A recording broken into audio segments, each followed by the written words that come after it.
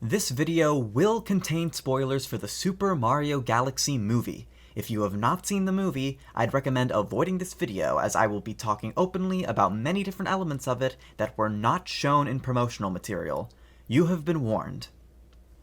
When that Star Fox poster dropped, I saw a lot of memes going around where people expected Nintendo to jump straight to teasing a potential Smash Bros. Movie project. I didn't believe it. I figured since we knew Rob and Pikmin were also going to be in the movie, that Miyamoto was just taking the opportunity to put all his favorite children on the big screen. With Pikmin and Star Fox especially, the man has an obvious bias.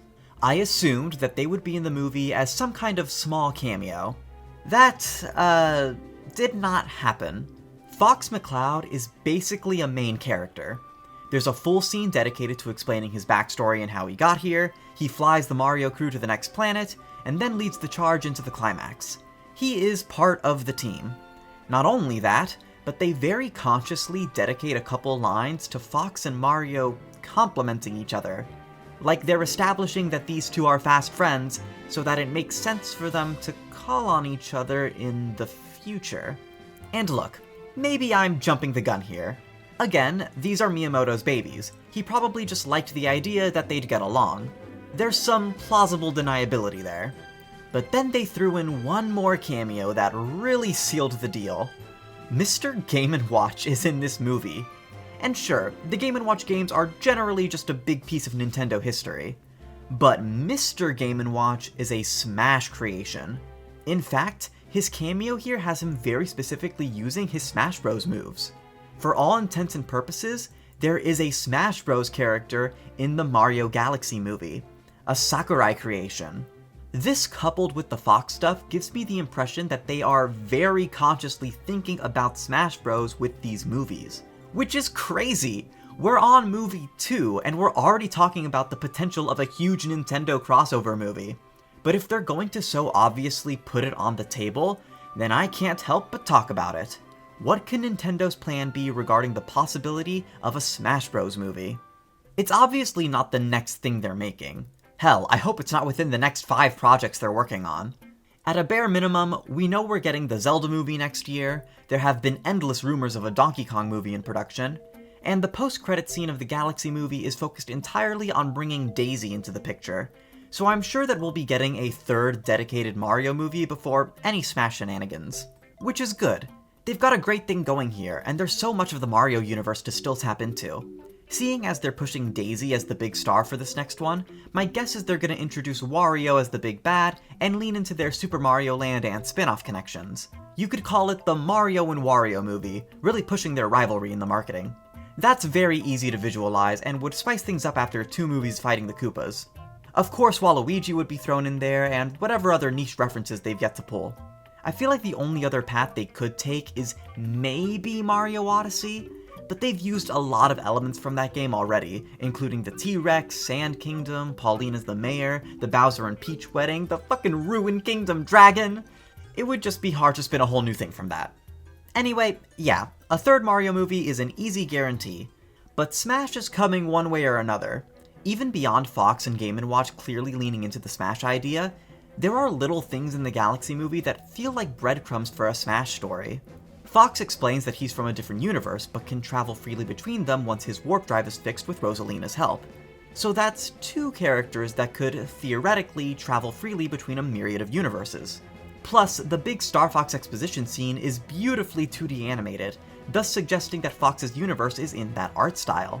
If different universes have wildly different appearances, that's an easy way to justify connecting the live-action Zelda movie if that's the route they want to go. There's also Peach's backstory where Rosalina gives her up to escape some great darkness. I can't think of anything in the Mario universe that would realistically pose that much of a threat, aside from, like, the RPG villains. Look, I would love it, but I highly doubt the Shadow Queen or Cursa is really the plan here. It feels much more likely that this generic powerful force of darkness could be Taboo, or Darkon, or even just Master Hand. Hell, I could even see it being Ganon or any Kirby villain. If it's something evil enough for Rosalina to fear and seemingly primordial in nature, it feels much more Smash-coded than Mario-coded. So, if we fully accept that Smash is coming, the next question is how exactly is that gonna pan out? Well, if we're going full cinematic universe with this, I very much want to follow Marvel's template over DC's. I loved Fox in this movie, but I do not want the standard going forward to just be Mario movies with Nintendo cameos in them. If we're doing Smash, I want all the major players starring in their own projects first.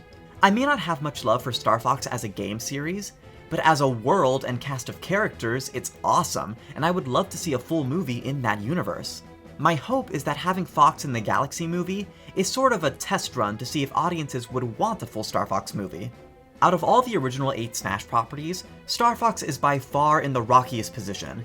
So maybe they just figured it was never gonna be big enough for its own thing, and appearing in the Galaxy movie was its best bet. But I hope the billions of dollars Galaxy is making encourages Nintendo to give Star Fox its own movie. Mario can rake in the cash so that the other Nintendo properties don't have to sell out theaters. I definitely wouldn't want all these potential projects to be helmed by Illumination. They ended up being a great fit for Mario, which is inherently a story-light property, mostly about fun and action. But Star Fox actually has a strong narrative, and it'd be a shame for it to just feel the same as the Mario stuff. The Zelda movie is obviously going in a completely different direction, and that's what I want for every other potential Nintendo property, barring the Mario-adjacent stuff like Donkey Kong.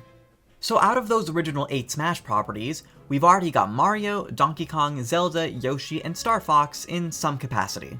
Naturally, to complete a potential Smash movie roster, I'm inclined to look at those last 3 properties: Metroid, Kirby, and Pokémon. Worth noting that both Metroid and Kirby were referenced in the Galaxy movie. Samus's gunship can be seen at the Gateway Galaxy, and there's a pink Luma mimicking Kirby in one scene. So clearly these 2 franchises are on their minds. Metroid is surprisingly easy to imagine as a movie, just not a PG one. Whether it be live action or some dark, moody animated piece, this is gonna have to be targeted at an older audience just as the games are. I imagine just for brand synergy, they'd want to stick to at most a PG-13 rating, but I can totally see a cool sci-fi horror flick that's relatively accessible making big waves. Metroid is also a great candidate for the initial home of whatever dark entity threatened Rosalina. If Nintendo's willing to take a risk on this less popular property, I think it totally has what it takes for a great big screen adaptation right alongside Star Fox. Kirby is harder to imagine. Like, I love Kirby, but if I hear a celebrity voice come out of my precious pink puffball, I might actually die. With the way Kirby presents itself as this cutesy and chill paradise, it's so much easier to visualize low-stakes Kirby shorts rather than full feature-length films. Kirby's not the only Nintendo property this applies to. Pikmin has shown to be right at home with shorts. Not to mention Animal Crossing, possibly the most popular Nintendo property outside of the original 8. Shorts make way more sense for that than a movie. I don't really know how Nintendo might want to approach that, but I'd be down to watch a Kirby short before my next feature presentation. At the very least, if a full Kirby film is in the cards, I really don't want Kirby to talk in full sentences. Let a DDD or Meta Knight carry the dialogue. I do think Kirby is more than successful enough to warrant a big screen project, so it is just a matter of what form that'll take. That just leaves the awkward Pokémon situation, because Pokémon movies already exist. 25 of them to be exact. I know because I binged them all last October. Movies based on the anime continuity used to release every year like clockwork, but when the anime changed direction for Sun and Moon, it put the movies in a really strange position. So, rather than following the current anime cast, they instead made a trilogy of movies still starring Ash Ketchum and Pikachu, but in a new continuity that could kind of do whatever it wanted. But interest was waning, the pandemic didn't help, and when the show finally pulled the plug on Ash, it made the most sense for Pokemon movies to just stop. So, if Nintendo wants to use Pokemon for a potential Smash Bros. Movie, what are their options? Well, the most obvious solution to me is just to use Ash and Pikachu from that new movie continuity. That way it's not muddied with the rest of the anime. But that's assuming they'd even want Ash. All signs kinda point to them never using that character again. Alternatively, they could always pull from that Detective Pikachu movie. If you imagine this set of Nintendo movies as sort of the Hollywood-based series, I can see them choosing to pull from the one American-produced Pokemon movie. Option 3 is to introduce a completely new Pokemon movie universe explicitly to coincide with these other Nintendo projects. But that'd be kinda weird. Pokemon is pretty much always doing its own thing separate from Nintendo. The existence of the Pokemon Company allows them to more freely do all sorts of animated projects like the anime, Pokemon Concierge, that upcoming Aardman series, etc. It'd be so bizarre to establish one movie or series as the one that'll tie into Smash. But you know, maybe they don't need their own thing. Pokemon is so massive and recognizable that introducing them in a Smash movie with no prior setup could honestly work. They could also just not use Pokemon. Sakurai managed to snag Pokemon for the Smash games when the series was in its infancy. Maybe the modern Pokemon Company just won't be as willing to lend out their characters for a crossover in the modern day. I mean, if it was just Pikachu like it is in the Smash 64 roster, how would he even communicate with everyone else? I guess that sort of speaks to the grander question about a Smash movie. How exactly do we contextualize all this? The games have the fighters as toys or trophies. It's all explicitly not canon to their home games.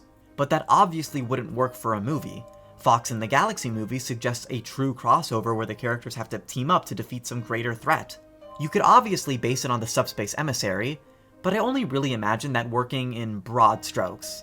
Like, sure, use the Subspace Army and Taboo, but the story can't be 10 small groups of 3 characters on their own quests that don't collide until the end. I think keeping it relatively contained to the original 8 would be the best move, on a similar scale to what the first Avengers movie did. Beyond those first 8 properties, and really it's more like 6 since Mario, Donkey Kong, and Yoshi are all in the same universe, what else would you even want? It's not like we're ever getting third parties into this sort of thing. Well, the Sonic movies are a thing, but Nintendo-wise, like, Pikmin and Animal Crossing would be cute, but I can't imagine them in a crossover movie context. Little Mac had a background cameo in the Galaxy movie, but why would a boxer from New York help fight a space demon? What other major Nintendo properties are left after that? Fire Emblem and Splatoon? I can't imagine a Fire Emblem movie at all. It's tricky since it's an anthology series. You're either picking one game to adapt or doing some kind of homogenous thing that takes elements from a bunch of them. Zelda also already fills that high fantasy niche. I guess Star Fox, Metroid, and Kirby are all sci-fi properties, but they all feel very different, and space might be the best connective tissue all these franchises have. Splatoon could be cool to see, but that's another where shorts might work better. There's niche stuff like Xenoblade and Kid Icarus, which are more narrative-driven, and would probably make for stronger movies, but they are really lacking in the recognizability department. I would kill for a Kid Icarus movie, though. All this to say, I think the original 8 might just happen to be the best bet, which is lucky in a way. Following the template of the original Smash Bros. Game gives us a solid little cast for the first potential Smash Bros. Movie. And I've officially talked way too long about a hypothetical movie that I don't know exists. I don't know, seeing how the Galaxy movie leaned into Smash stuff just really got my neurons firing. This was supposed to be a quick unscripted video with minimal editing, but thoughts just kept spewing out at such an uncontrollable rate that I eventually just had to write it all down. There's probably still gonna be minimal editing though, want to get this out relatively quickly. I don't know if I truly 100% believe that a Smash movie is coming, but there's way too much here to not entertain the idea. At the very least, Smash is on their minds, and that on its own is an exciting prospect. Even if Smash never comes to fruition, I hope the idea at least gives them an opportunity to adapt some lesser Nintendo properties to film. That's always been one of the coolest things about Smash. It exposes people to new game series they would never have considered playing before. You come for Mario and Pokemon, you stick around to find out you love Kirby, or Metroid, or Kid Icarus. Smash makes Nintendo fans. Just imagine what it could do on the big screen. Thanks for watching. Like, comment, subscribe. Oh, and I'm introducing this new thing, memberships. If you really want to support me financially, you can pay me $1 a month to have your name shown at the end of my videos. It's only $1 because I don't feel good about charging more than that with how inconsistent I am. Obviously, no one is ever obligated to pay me anything, and I have no intention of restricting content to members only. I'm treating this purely as an opportunity for those who really like my stuff to support me more if they so choose. Alright, that's all from me. See you next time.